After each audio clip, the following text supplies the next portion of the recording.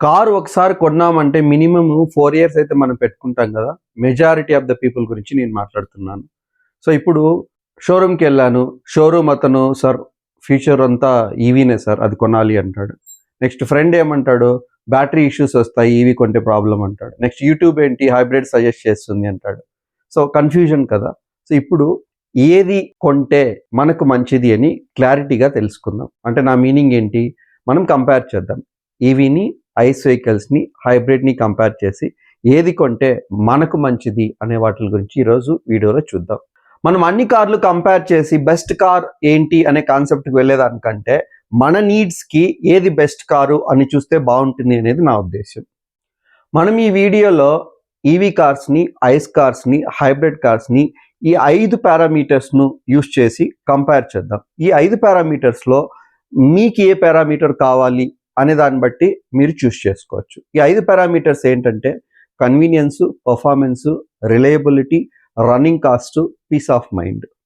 మనం ఈ parameters compare చేసే కంటే ముందు బేసిక్‌గా ఈ 3 వెహికల్స్ ఎలా వర్క్ అవుతాయి? చాలా మందికి తెలిసింటుంది. బట్ తెలియని వాళ్ళకి తెలియజేసే ప్రయత్నం అంతే.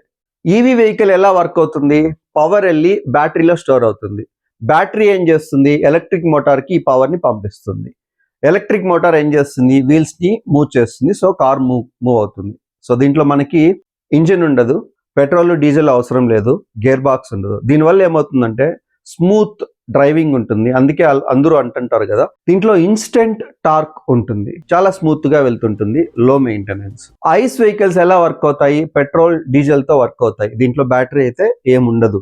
సో, మనం పెట్రోల్, డీజిల్ బర్న్ అయ్యి పిస్టన్ కి అది మూవ్ అయ్యి పిస్టన్ పవర్ జనరేట్ చేస్తుంది. ఈ పవర్ గేర్ బాక్స్ కి వెళ్ళి గేర్ బాక్స్ ద్వారా వీల్ మూవ్ అవుతుంది.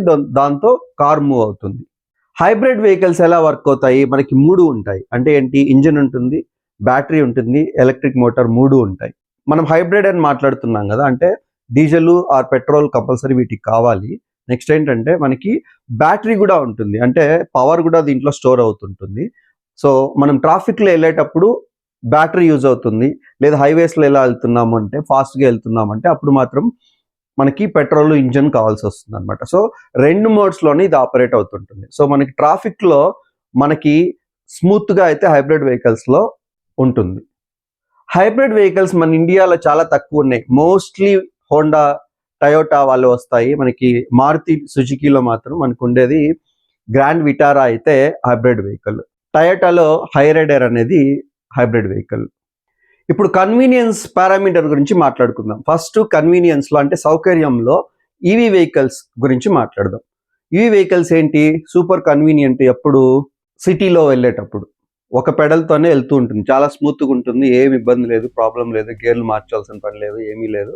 ప్రాబ్లమ్ లేకుండా చాలా స్మూత్‌గా వెళ్తూ ఉంటుంది. బట్ ఛార్జింగ్‌కొస్తే హోమ్ ఛార్జింగ్ ఉంటే ప్రాబ్లమ్ లేదు. మనకి బయట ఛార్జింగ్ స్టేషన్స్ ఎలా ఉన్నాయి? చాలా తక్కువున్నాయి. అది మీకైతే తెలిసిందే. ఇంకోటేంటంటే మనం ఆఫీస్‌కి వెళ్ళిన తర్వాత అక్కడ కూడా మనకి ఛార్జింగ్ ఉంటే బెటర్‌గా ఉంటుంది. లేకుంటే కొద్ది ప్రాబ్లమ్. అంటే మనం చూసుకుంటూ ఉండాలి కదా, ఎంతుంది అని. అది పీస్ ఆఫ్ మైండ్ ఉండదు. మైండ్‌లో తిరుగుతూ ఉంటుంది. అదొక ఇష్యూ మనకి రన్ అవుతూ ఉంటుంది. మనం ఛార్జింగ్ చేసేటప్పుడు ఈవెన్ సిటీలో కూడా బయట కాకుండా బయట ఛార్జ్ చేసేటప్పుడు కొద్దిగా ప్రాబ్లమ్స్ వస్తున్నాయి. అంటే ఏంటంటే మన యాప్‌తోనే అవి ఛార్జ్ అవ్వాలి. ఎవరైనా వచ్చి మనకి ఛార్జ్ చేసేది అలాంటి సిస్టమ్ అయితే మనకి ఇండియాలో అయితే లేదు. సో, కొద్ది టైం పడుతుంది. సో, అది ప్రాపర్ డీసీ ఛార్జర్. మన ఇంట్లో ఉండేదైతే ఏసీ ఛార్జర్ అనమాట. ఇంకొక ఇంపార్టెంట్ పాయింట్ ఇక్కడ మనం తెలుసుకోవాల్సింది ఏంటి అంటే బయట ఛార్జింగ్ అంటే డీసీ ఛార్జింగ్ చేసేటప్పుడు ఎప్పుడు ఆ ఛార్జింగే చేయకూడదు. మనకి ఇంట్లో గన కన్వీనియంట్ లేకుంటే, హోమ్ ఛార్జింగ్ లేకుంటే బ్యాటరీ లైఫ్ చాలా తక్కువ వస్తుంది అని మాట్లాడుతున్నారు. ప్రాపర్ ఏంటంటే మన హోమ్ ఛార్జింగ్ అనమాట. But it takes time. అంటే ఏసీ టు డీసీ కన్వర్ట్ అవ్వాలి. బయట ఛార్జింగ్ అయితే డైరెక్ట్ ఈసీ అనమాట. మనకి బ్యాటరీ స్టోర్ అయ్యేది డీసీ ఛార్జింగ్ స్టోర్ అవుతుంటుంది. సో, ఇది తెలుసుకోవాలి. సో, స్లో అయితేనే బ్యాటరీ లైఫ్ వస్తుంది. లేకుంటే బ్యాటరీ లైఫ్ రాదు. డీసీ ఛార్జర్ డైరెక్ట్‌గా అయితే రాదు అని మాట్లాడుతున్నారు. ఇంకోటి ఏంటంటే ఒక్కొక్కసారి యాప్స్ వర్క్ కాకుండా నిలిచిపోతాయి. అబౌట్ 5-10 మినిట్స్ మనం ఏం చేయాలో కూడా తెలియదనమాట. సో, ఇలాంటి ప్రాబ్లమ్స్ ఉన్నాయి వీటి వల్ల. సో, నేను మాట్లాడేది ఏంటంటే హోమ్ ఛార్జింగ్ ప్రాపర్‌గా ఉంటే మనకి ఇది కన్వీనియన్స్. ఇంకోటి ఏంటి? సిటీ రైడింగ్ మాత్రము ఇది కన్వీనియంట్. ఐస్ వెహికల్ కన్వీనియన్స్ గురించి మాట్లాడితే నేనైతే దీన్ని సిటీకి అయితే సజెస్ట్ చేయను. లాంగ్ డిస్టెన్స్ ట్రావెల్ కి అయితే కన్వీనియంట్ గా ఉంటుంది. ఎందుకంటే ఎక్కడైనా పెట్రోల్, డీజిల్ అయితే దొరుకుతుంది. ప్రాబ్లం అయితే ఉండదు. ఎక్కువగా మనము షిఫ్ట్లు, గేర్ చేయాల్సిన పని లేదు, క్లచ్ ఎక్కువగా వాడాల్సిన పని లేదు. సిటీలో కన్నా మనం వాడుతున్నామంటే గేర్ షిఫ్ట్లు ఎక్కువ చేయాలి, క్లచ్ ఎక్కువ వాడాలి. ఏఎంటీ ఉన్నా కానీ అంత ప్రాపర్ ఫీల్ అయితే మనకు ఉండదన్నమాట. అంటే మనకి జర్క్లు ఇస్తూనే ఉంటుంది, ఫటిగ్ వస్తుంది. ఇంకోటి ఏంటంటే మనము గేర్లు మామూలుగా మారుస్తూ ఉండాలి, లెగ్ పెయిన్ వస్తుంది. ఇలాంటి ఇష్యూస్ అయితే ఇంకోటి ఏంద్రా ఇది అని సిటీలో అయితే మనకి ఫర్ ఎగ్జాంపుల్ బెంగళూరు లాంటి ప్లేసెస్లో అయితే ఎక్కువ జర్కులు ఇచ్చి మనకి ఈ ఫటిగ్ వచ్చేదాని వల్ల వద్దురా నాయన ఈ వెహికల్ అనే పరిస్థితి అయితే దీంట్లో రావచ్చు. బట్ మిగతా ప్రాబ్లం అంటే ఎక్కడంటే అక్కడ మనకు పెట్రోల్ డీజిల్ లేకుండా ఉండే ప్రాబ్లమ్స్ అయితే దీంట్లో ఉండవు. ఇప్పుడు హైబ్రిడ్ వెహికల్ కన్వీనియన్స్ గురించి మనం మాట్లాడుకుంటే ఎక్సలెంట్ అని అయితే నేను చెప్తాను. ఎందుకంటే దీంట్లో 2 మోడ్స్ ఉంటాయి కదా. మనకి ఈవీ మోడ్ ఉంటుంది, అంటే బ్యాటరీతో వర్క్ అవుతుంది. నెక్స్ట్ బయట వెళ్తే కన్వీనియన్స్ బాగుంటుంది. హైవేలో ఎలా వెళ్తుంటే మనకి ఎలా ఉంటుంది, పెట్రోల్ డీజిల్ ఎక్కడైనా దొరుకుతాయి, ప్రాబ్లం అయితే ఉండదు. మనకేంటి ఈ పెట్రోల్ డీజిల్ వల్ల వచ్చే ఎనర్జీని మనకి బ్యాటరీలో కూడా స్టోర్ అవుతుంటుంది. సో స్లోగా వెళ్ళేటప్పుడు కానీ లేకుంటే మనము ట్రాఫిక్లో ఉండేటప్పుడు కానీ మనకి అది బ్యాటరీ మోడ్లోకి వెళ్ళిపోతుంది. ఇంకోటి ఏంటంటే మనకి క్లచ్లు ఫటిగ్ ఉండదు, స్మూత్గా ఉంటుంది. దీంట్లో ఈసీవీటీ యూజ్ చేస్తారు ఏఎంటీ కంటే. సో దీనివల్ల రిలాక్స్డ్గా ప్రాబ్లం లేకుండా ఉంటుంది హైబ్రిడ్లో అయితే. జర్కులు కూడా ఉండవు. కన్వీనియన్స్లో వర్డిక్ మనం చూస్తే ఫస్ట్ మనము పాయింట్స్ ఇవ్వాల్సింది హైబ్రిడ్ వెహికల్స్కి, దాని తర్వాత ఐస్ వెహికల్స్కి, దాని తర్వాత ఈవీకి. పర్ఫార్మెన్స్ విషయానికి వస్తే ఈవీ అనేది క్లియర్ విన్నర్ దీంట్లో. ఎందుకు అనేది తెలుసుకుందాం. ఈవీలో ఇన్స్టెంట్ టార్క్ మెయిన్ ఇంపార్టెంట్ అనమాట. నెక్స్ట్ ఏంటంటే లీనియర్ యాక్సలరేషన్, అంటే స్టెప్ బై స్టెప్ యాక్సలరేట్ అవుతూ వెళ్తుంటుంది. మనకైతే జర్క్లు ఇవ్వడం అవి ఇవి అయితే ఏమి ఇష్యూస్ అయితే ఉండవు.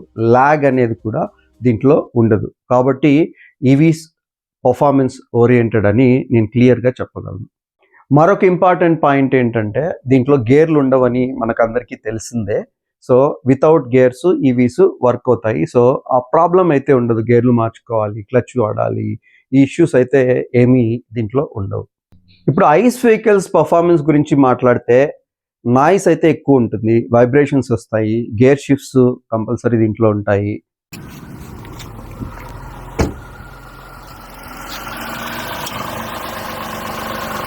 పవర్ గ్రాడ్యువల్గా ఇంక్రీజ్ అవుతుంది. ఇన్స్టెంట్ టార్క్ అయితే దీంట్లో ఉండదు. చాలా ఐస్ కార్స్లో టర్బో లాగ్ ఉంటుంది.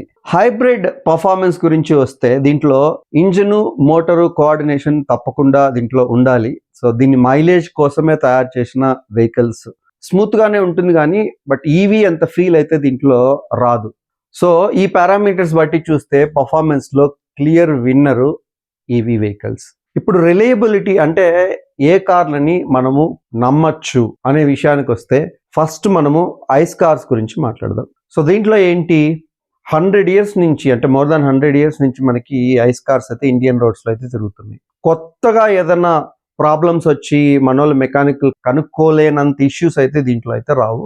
సో వీటిని పూర్తిగా నమ్మచ్చు. హైబ్రిడ్ కార్స్ని మనం నమ్మచ్చా అంటే కొంతమంది అంటుంటారు దీంట్లో ఇంజను ఎలక్ట్రిక్ మోటారు రెండు ఉంటాయి, ఆ కాంబినేషన్ వర్కౌట్ అవ్వడం కష్టము. అంటే మనం ముందుగానే అనుకున్నట్టు సిటీ రోడ్స్లో కొద్దిగా స్లోగా మూవింగ్ అయ్యే టైంలో మనకి బ్యాటరీ యూజ్ అవుతుంది, మిగతా టైంలో ఇంజిన్ యూజ్ అవుతుంది. సో ఆ స్విచ్ కంప్యూటర్ ప్రాపర్గా ఎలా హ్యాండిల్ చేస్తుంది అనే ఇష్యూస్ అయితే జనాలు మాట్లాడుతుంటారు.